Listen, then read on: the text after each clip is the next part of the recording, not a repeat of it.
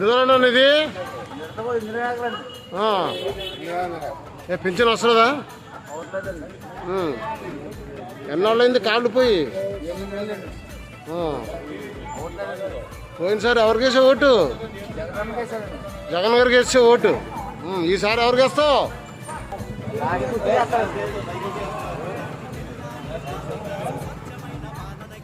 అంటే మనకి ఇక్కడ దుర్గేష్ గారు నుంచున్నారు, ఆయనకేమో గాజు గ్లాస్ వచ్చింది. గాజు గ్లాస్కి వేస్తావా? జగన్కి వేయవు. నువ్వే ప్రచారం చేస్తావు. అంత నీకు విరక్త కలిగింది.